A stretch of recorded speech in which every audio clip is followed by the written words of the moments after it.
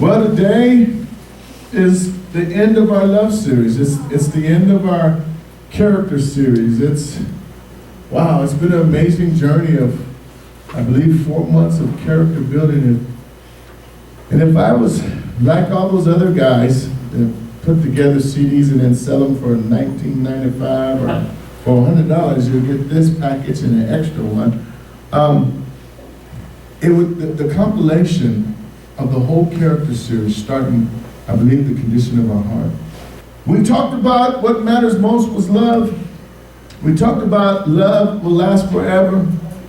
And then we ended up with how much time will you give to love? That means we spelled love T-I-M-E, because we brought this illustration together that the reason why we have time on earth is to do one thing, to love. The most desired gifts is not diamonds, even though my wife made me buy her a lot of them. It's not chocolates. It's not roses. I don't even buy flowers no more. You know why? They die. There you go. I'd rather buy her a plant that's going to live. It's not those things, men. And we think that we can patch up everything. Kobe Bryant cheated on his wife and bought her a $3 million ring. Hey, baby, shut up. Take that. And she said, thank you, Kobe. Forgive me. There's no love. You just can't fix a love problem like that. It takes time. It takes time to heal. And definitely, guys, when we mess up, don't be throwing gifts at it. Okay? What they really want is you.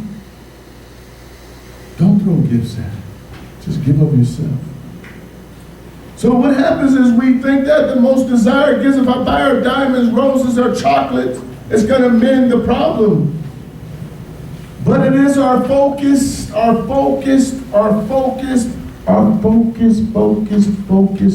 attention that they desire more than anything.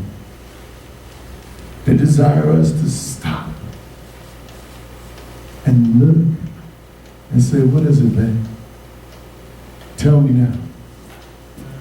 And give them that focused attention. When you're in a situation and you've hurt somebody and you're trying to mend a relationship and you're trying to show that you love them and you're sincere, they want you to look at them. They want you to show that you are engaged in the conversation and the offense that they're complaining about. We should concentrate and learn to be in the moment. One of our biggest problems with trying to express love, not only us men, but everyone, is we don't have the tendency to be in the moment. It could be anything. It could be something small, but we have to learn to be in the moment. God gives us training tools that we don't even know. It's called siblings. And they will actually shape us to be intuitive to what the other is saying. And then you become a grown person. And if you didn't learn those skills of listening and giving focused attention, because when the teacher was talking, you were doodling on a piece of paper. It starts with all those little things. We let so many things distract us in life that when it's time to be life and to give life and to love life, we're still distracted. How many been in a conversation and you ain't even in a conversation, but you're looking dead at him? Yeah. You got eye contact going, and your mind is way up. I'm good at that. You right in the conversation, you make sure, well, I'll just give them this. And then in the back of your head, you're like, when I get done shutting up, I'm just Yeah, baby. Yeah. What did I say? Oh, but I'm good, see. God gave me that gift. I can repeat back verbatim what you said and let me pay attention to you. God's working on me on that. We should concentrate and learn to be in the moment. Our attention in the moment tells our spouses, our children, our friends that they have our focused attention. Now we say, what does this have to do with love? It's the most important part of love. It's the actual engaging of how to love. It's something that is so essential for you to learn how to love effectively. How to make your love actually means something. How many say I love you to your significant other every morning once you leave? It's just habitual, huh? Yeah. Love you too. Love you too. Love you too. Imagine if we said it differently. Hey Ben, I love you today. And I want you to have a great day. Give me a hug. We ain't got time for that. Love you. I love you too. I love you. I love you too.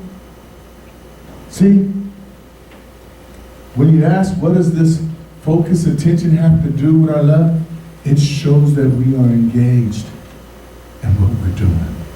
Jesus didn't go through the motions of dying for us, did he? He was fully engaged with every cat of nine tail that strapped his back, with every kick that kicked him in his rib cage, with every punch that disfigured his face, with every nail that was driven into his hands, with every spit wad that was spit at him, with every thorn that cut his head, with every verbal assault that hurt his heart. He was fully engaged in his love to the end. He was fully engaged. Even when he tried to give up on the plan, God said, no, remember Jesus, we already talked about that. He was fully engaged. What was he engaged with? Dying for us. Expressing his undivided attention to love. To not miss out one little detail. That's why we quoted, by his stripes you are healed. That's why we say Jesus took on every sin on the cross. Every sickness he bore. He didn't leave out one detail. But they talk about me. They talked about me too. And I still came back and loved him. And then, on the cross, before his last breath, what did he say? Another focused attention. Another living in the moment of love. He looked into his enemy eyes and he said, Father, forgive them, for they know not what they're doing. Now you say, well, I can't get my family that kind of focus. Exactly, you ain't dying for them yet. But you can at least shut your mind off and listen to them and engage them for the moment to make it real. When your kids come up to you, you can take your time and engage them for the moment. It's a hard task, but it takes a lifetime to get it down. You see, we want your statement to say, I value you enough to give you the most precious thing that I have, my time. When we give someone our focus, we're saying, I value you enough to give you the most precious thing that I have. Not money, not diamonds, not chocolate, not a new pair of Nikes. My time. My time. When we give up our time, we are making a sacrifice, the same sacrifice that Christ made. And when we give that sacrifice up, it is essential. It is the essence of what our sacrifice is. And that sacrifice is the essence of our love. When I give you my time, I'm giving you a part of me that I can't get back. It is a sacrifice that I'm making to show you love and to give you love. And when I make that sacrifice, it is the essence of my love for you. And remember, the word essence is indispensable quality that determines your character, and it is absolutely necessary. See, it's absolutely necessary that we give them that attention, that focused attention. Listen, if you haven't been doing it, start doing it. And watch how your relationship changes. Watch how it just blooms and blossoms. Love doesn't lie. These words that I'm saying are so true that they will change your life. See, we don't know how to love because we never learned how to love. Everything that we've learned has been from generation to generation, and it was all conditionalized.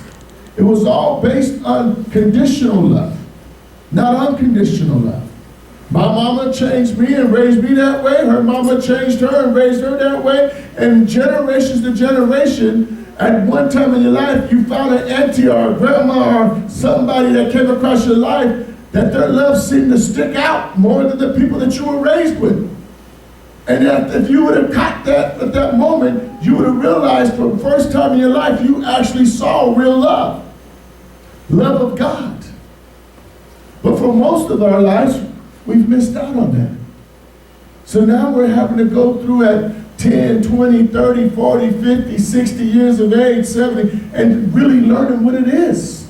Jesus made the same sacrifice to show the essence of his love. In Ephesians 5:2, Jesus instructs us, through Paul's writing, to live a life full of love and to follow my example.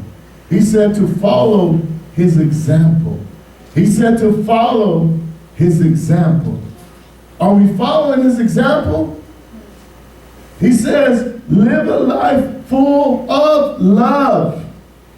And if you don't know it because your mama didn't show it, your daddy didn't teach it, the church that judged you every Sunday and chased you out of there didn't show it, Jesus says to live a life full of love and to follow my example. I'll show you. I'll show you where nobody else has shown you. I'll follow my example. See, you don't have to go to anybody to learn how to love, but to Jesus. Just open your Bible. He teaches you over and over and over again. And it goes in the scripture, it says that your sacrifice of giving of yourself is a pleasing aroma to God. Aroma is a distinctive, pleasant smell. Do you know we all have an aroma that God can smell? When we give of ourselves and we live a life full of love in Jesus' example, it is a sweet smelling aroma to God. He didn't sniff the crowd of 30,000 and mix them all together. No, SB, your scent of your giving of yourself and using Christ as example, out of the 30,000 people, God smelled your sacrifice. Think about that. Listen, this is good. Write this down. You can give without loving. You can give without loving, but you can't love without giving. You can give without loving, but you can't love without giving. Love makes you want and need to give. If you say you love someone, it's going to make you want to, need to, I got to give. Well, some of us don't know, so we get diamonds and chocolates and candies and cars and toys and shoes and clothing and money, and we think that that's love. No, that won't make an aroma to God. That won't reach God's throne of your sacrifice of yourself. Jesus never gave a gift to anybody that was monetary. He gave a gift that was emotional and spiritual. I guess now we get it. Those are the gifts that God's talking about. You get that? Remember, Jesus says, live a life full of love and follow my example. You don't have to keep buying those diamonds, Kobe. You just have to give yourself to your wife. And he did. Saved his marriage because I believe that they had that crossroad. See, the way I saved my marriage was I gave myself to my wife. And the way I gave myself is I changed my life. I had to. I had to. Because it wouldn't have meant anything if I wasn't willing to make that sacrifice. So again, the quote, you can give without loving, But you can't love without giving. Love makes you want and need to have an action. I read it last week in 1 John 3:18. It says, "Dear children, let's not merely say that we love each other. Let's show the truth by our actions." So what it means is that love, your love, will have an action. True love causes you to act. It doesn't cause you to give things that are of monetary value. It calls you to give of one thing, yourself. And really, that's all somebody wants. You know how good it feels when you give up yourself to someone? When we leave my mom's house on Thursday night, she just lights up like a Christmas tree. And she feels just so good. And I feel so good. And Flo feels so good. Because we gave something that's valuable. She has everything that she can want. She's a well-to-do woman. And we gave her our time, which is spelled love. And we gave her a sacrifice that is more precious than any other trinket she could put in her house. And when you really walk in there, guys, there's a different feeling that happens. I tell you, this love series, I've been preaching it to myself, and when you actually start doing what your pastor's been preaching, it'll change your life. I have never felt love like I feel now, because I understand that not only is it the greatest commandment above all, but it's so detailed. It's so involved. It's so, I remember the other day I was talking to Flo, and I stopped and I was staring at her face like this. I said, "I am focused on you." Guess what the story was? Same old job, her job. But I changed my face, I changed my attitude, I put down my phone, I turned on everything, I muted the TV, and I focused on her. And I knew I was going to hear the same old garbage. But I said, "Mike, you have to practice what you preach." "Yes, honey, I am yours." And I stayed engaged. Did that do anything for me? No. But it did something for her. Because I made the sacrifice to give up something that's precious to me. My time of watching the Cleveland Cavaliers. Listen, true love causes you to act. Who else did that? God did it first. John 3:16, God so loved the world that he gave. God so loved the world that he acted. God so loved the world that he gave. What did he give us? What did he give us? What did he give us? He gave us Christ. He gave us his only. And I say it like that because it's begotten. That means produced of. That means if he ever had to give childbirth, that's what it was. He gave us his only begotten, produced of Son. So his love for us had an action. And it was the first example of a love having an action. Your love is not works. Your love is an action. And true love will cause you to give. It will cause you to act. But what are you giving? Produced of. Begotten in the Hebrew, produced of.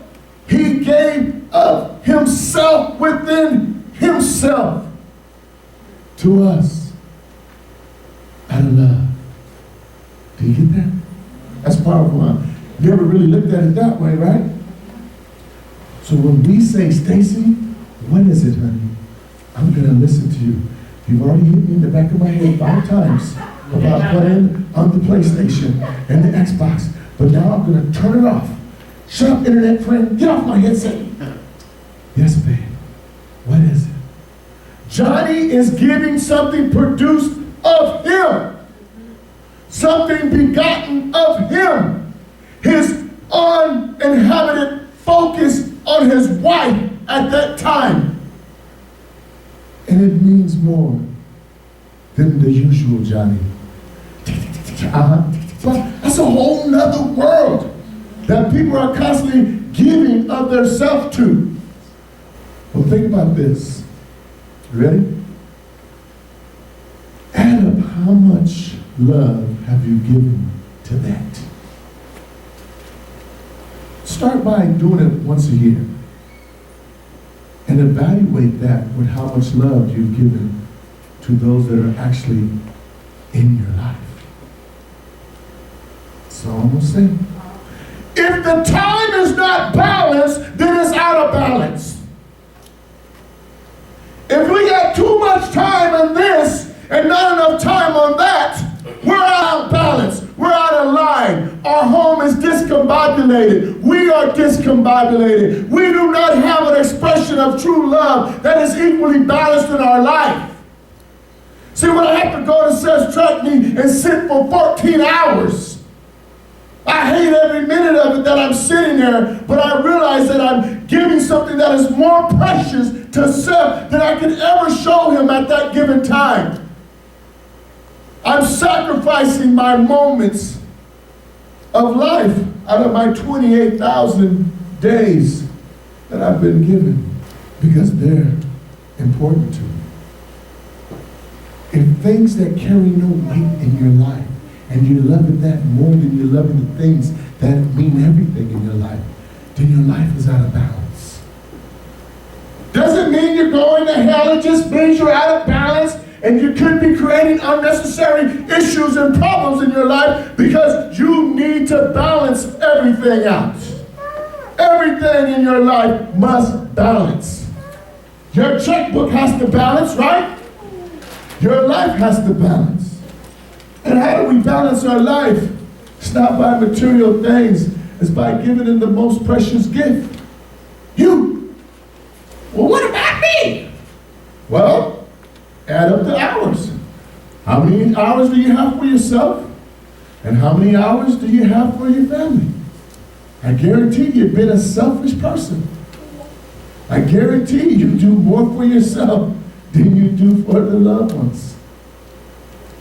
Do your own math. God so loved the world that he gave. He let his love have an action. He just didn't think about it or think about doing it or wishing it or contemplating it. He acted on his love, amen? Love means this, guys.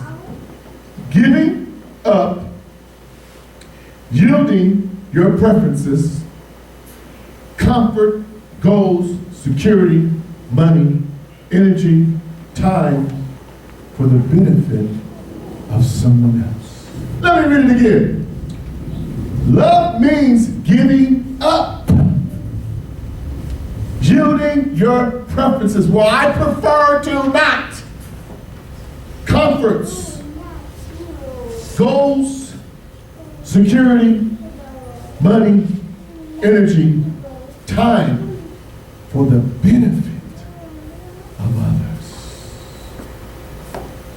We got a long way to go, huh? How can Jesus and God have this kind of crazy, stupid love? It don't make no sense. Are you serious? I ain't got time for that. But yeah, it should be our greatest goal to get that. It should be our highest priority to get there. It's not something that you can do overnight, so just take the conviction, set it over here. Don't throw it away. Keep it close to you, okay? Because we're not done. And just allow one change at a time. Amen? And guess when the best time to do it is? Now. No more procrastination. No more procrastination. You know what that means? The act or the habit of putting off or delaying. Galatians 6:10 says, when we have an opportunity. I want you to know what the word opportunity means. It means the circumstance to make it possible to do, the chance, the time, the moment, the occasion, the option, the position that you are in. When we have an opportunity, we should do good to everyone, especially those in the family of faith. That means our family. And Ephesians 5:16 says, make the most of every opportunity. Again, the word opportunity, meaning the circumstance to make it possible to do, the chance, the time, the moment. Because when we procrastinate, we don't take advantage of our opportunity. Proverbs 3:27 and 28 says, do not withhold good from those who deserve it, when it is in your power to help and to bless them. Oh, let me read that one. It says, do not withhold good from those who deserve it, when it is in your power to help and to bless them. And 28 goes on to say, if you can help your neighbor now, don't say I will come back tomorrow and then I'll help you, because you are procrastinating. You are putting off and delaying what you could do today. And the reason why we can't, the reason why the best time to love is now, because we don't know this. Now is the best time to express your love, because we don't know how long we will have an opportunity. Yep. Amen. We don't know when the next time we're going to be in that circumstance to love them again. We don't know when we're going to have the option to share that love again. We don't know when we're going to be in a position at the right time to give that love again. That's why the Bible says take every opportunity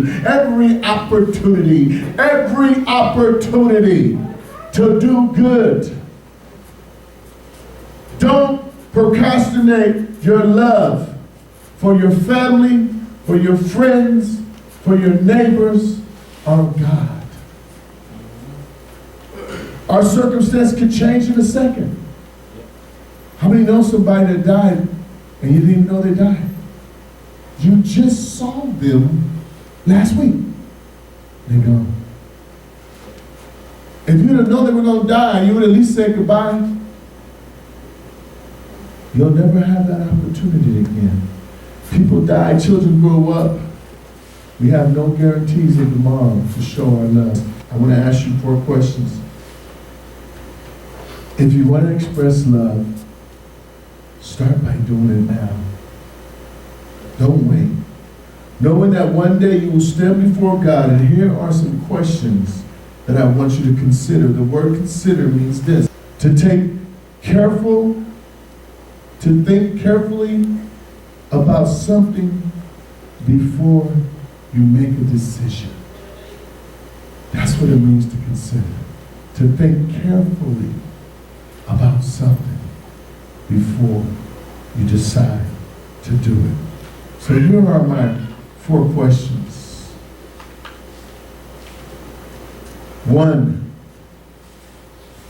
and the topic is how much time will we give to love?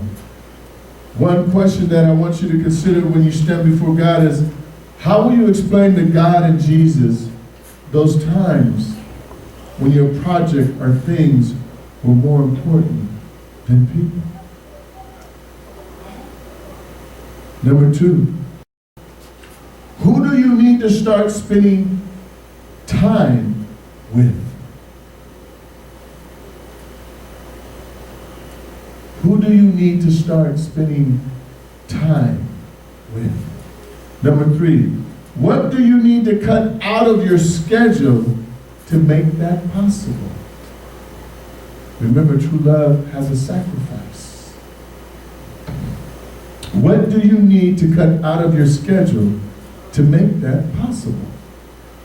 Number 4, what sacrifices do you need to make? What sacrifices do you need to make? You see, knowing that time is sacrifice.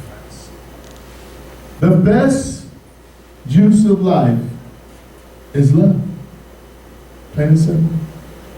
The best use of your life, whether you're rich or poor, is your love. It is the greatest two commandments that Christ ever gave us. It is the most important thing in life, and nothing Donald Trump said. Nothing trumps love. Nothing. Nothing. Nothing. It is the greatest two commandments that God gave us. Nothing. It is something that you take home and you really figure it out. How can I love more? I've spent all my life only loving this much. For the next part of my life, I want it to be not about me, but about my sacrifice. About what I'm willing to do. Because people, when you stand before God, nothing else is going to matter. Nothing else. It reminds me of the story in the Bible where this rich man would give his dogs crumbs. But there was a poor man that begged every day at the rich man's gate. And every day the rich man would walk past that poor man that was crippled and begged for food, not money, and would not give him a thing.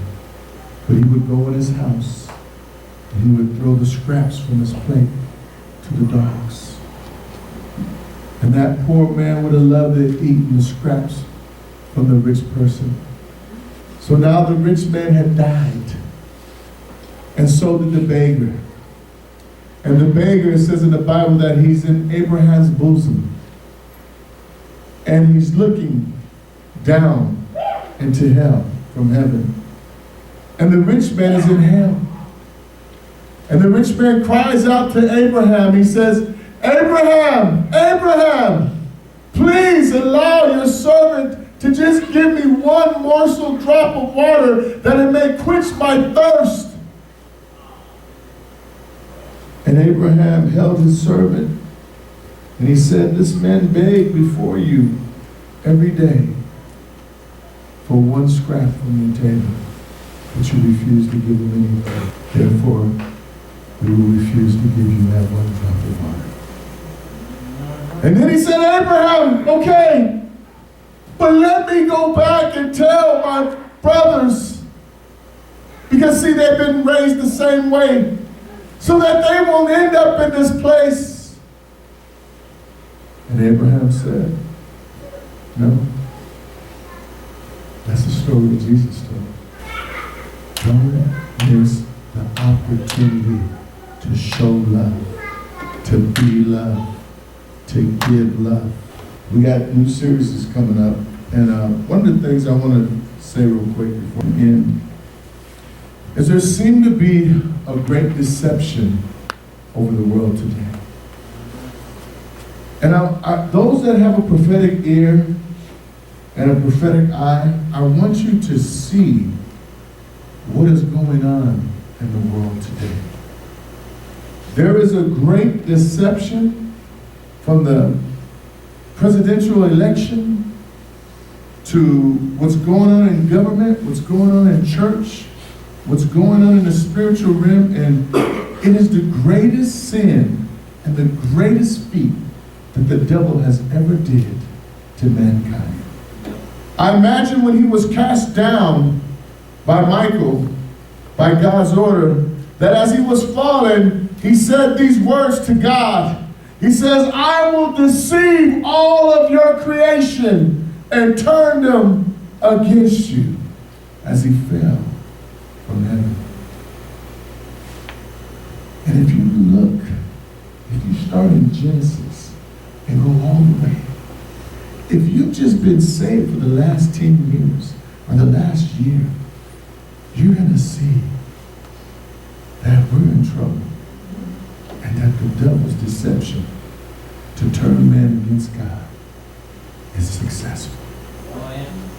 That's why God says, I save a remnant out of the whole world. Just a remnant, just 1,000, just a few that will not bow. God says because of the times, I have shortened the days. Because even my very called, anointed prophet, men and women of God, would be deceived. He said would be deceived.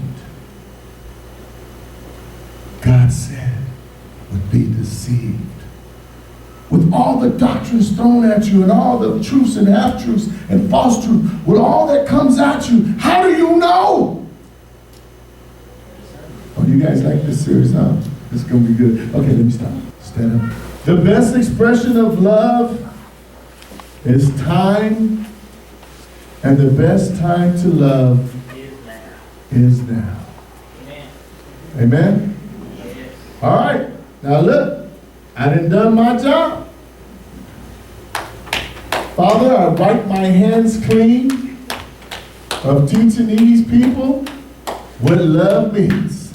Therefore, it is not on my accountability no more. I ain't got nothing to do with y'all. Take a little bit of it, because it's a lot to love. And God's not expecting you to love like him. Okay? When I started this series, I said it takes a lifetime to learn how to love. Even as your pastor, I'm learning to love more. And I'm 51 years of age, but I didn't know how important it is to love like this. My daddy didn't love me like this. He didn't go to all my games. My mama didn't love me like this.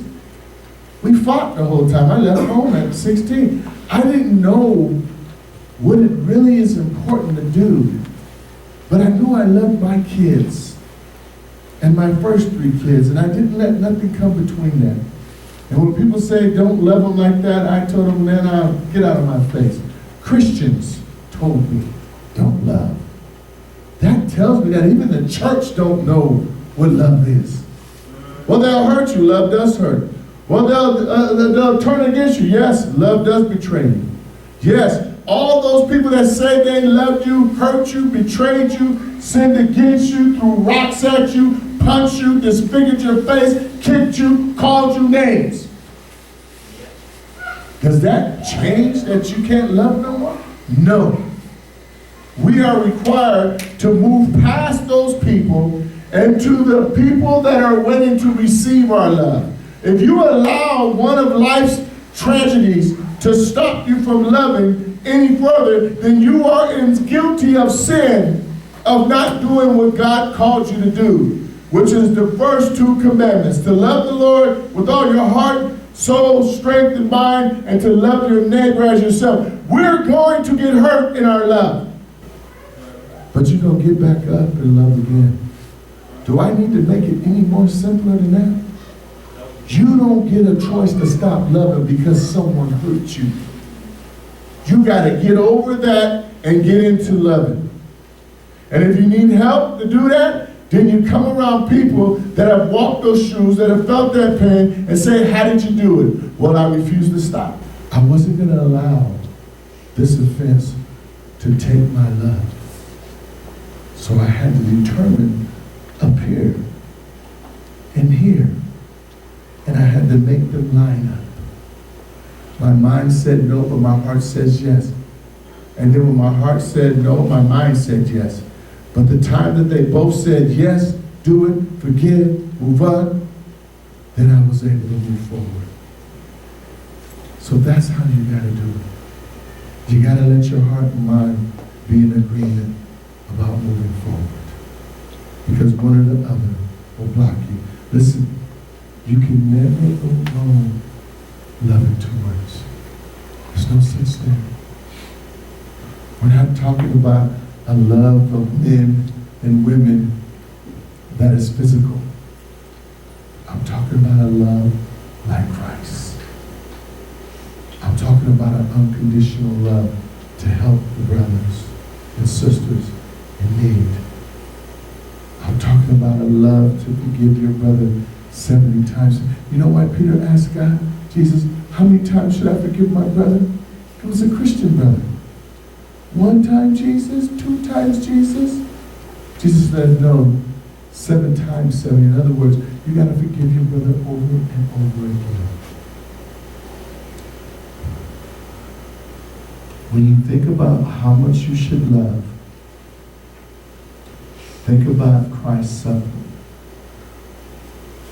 And think about what he went through. And that should change your story. It should take every carnal excuse you have. And then ask yourself this: could you trade places with Christ? And say, Father, forgive me? No. That's why God didn't use you. So Christ says, live this life full of love and follow my example. Remember that scripture again? Live this life full of love and follow my example.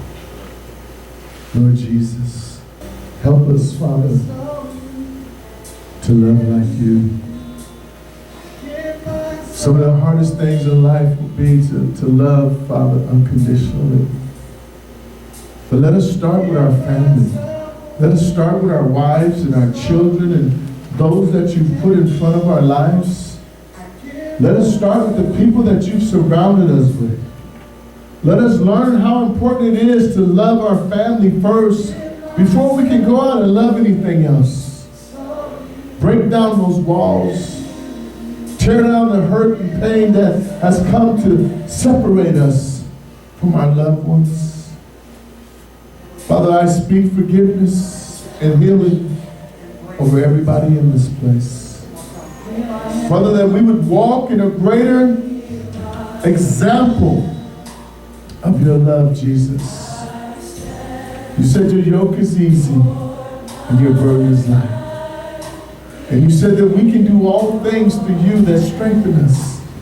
Holy Spirit, give us the strength right now to love our enemies, to bless them that cursed us, to pray for them that despitefully use us, to show that love, Father, that is required beyond all that we have. Let us walk away from this knowing that our love equals our time, and that our time is the most precious thing in our life. And that we can never take that time back that we wasted. But we can change the way we do time from this day forward. For the best time to start loving is today. So Father, I ask, not by might nor by power, but by your Spirit, that you begin to change us to love in a greater way, a way that we've never ever known before. Move us into you, Father. Father, prepare us for what's to come. And we pray these things in Jesus' name. Amen.